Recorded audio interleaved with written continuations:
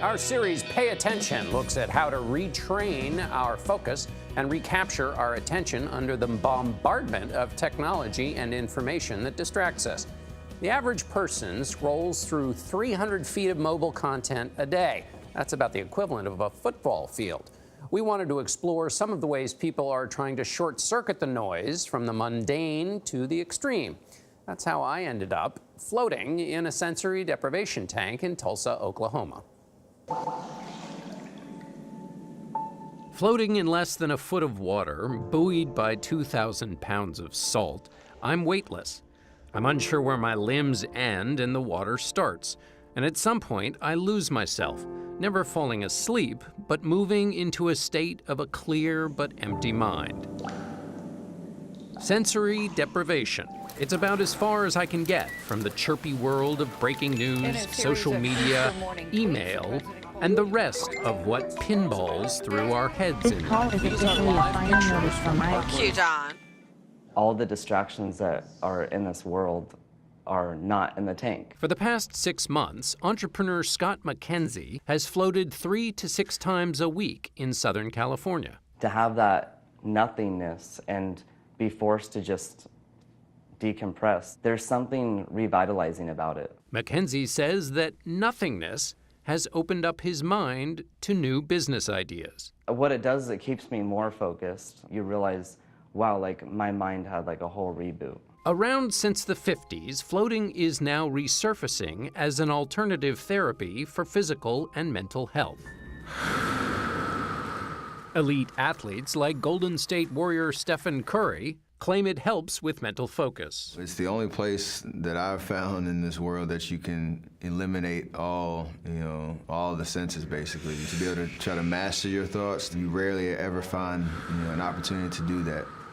The neat part about floating is there's actually nothing for you to do. We met neuropsychologist Justin Feinstein at the Laureate Institute for Brain Research. And here we get to see how well she's able to maintain stillness.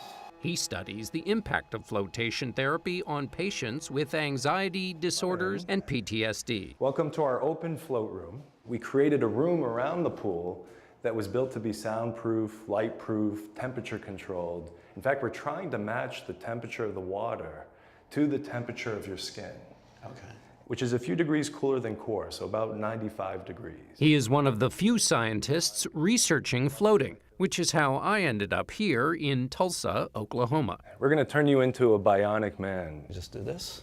May I? You may. Wearing a wireless waterproof EEG on my forehead, a heart rate monitor, and a blood pressure cuff. In other words, the worst superhero Halloween costume. If I am in the busy world of constant interruptions, shredded attention, how can a good float help me with that? Think about what a strange world our brains find themselves in, suddenly inundated with 24/7 connectivity. So here, in many ways, you have the ultimate form of disconnection. While I marinated, Feinstein monitored my vitals next door.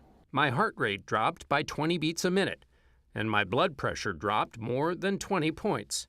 I was not asleep, but powered down to just a flicker. By the end of the float, you were getting to about 2 to 3 breaths a minute, which was incredibly low. So low that there is a biological effect on the brain, essentially telling it to quiet down. If you look at the first 21, 23 minutes on the float, you see more activity, which is not uncommon. You're trying to relax. Neurophysiologist Ricardo Gil da Costa developed the technology that measured my brain activity. This is the point when you turn off your lights. This is your brain relaxing.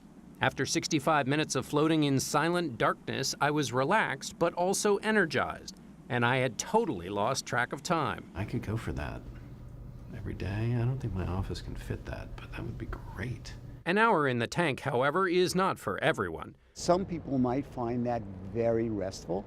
Some people might find that it freaks them out. Dr. Philip Muskin is a psychiatrist at New York Presbyterian Columbia University. I don't think it's for everyone. The problem in a busy day, you're taking an hour off to go to a flotation tank where there are other things you could do that might really benefit you.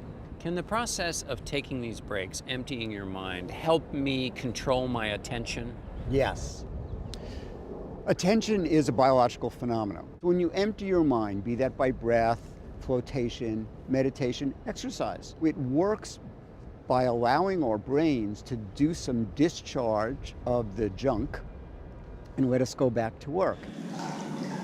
I don't know if this is going to be the solution, ultimately, to all of the problems that technology may end up causing our nervous system.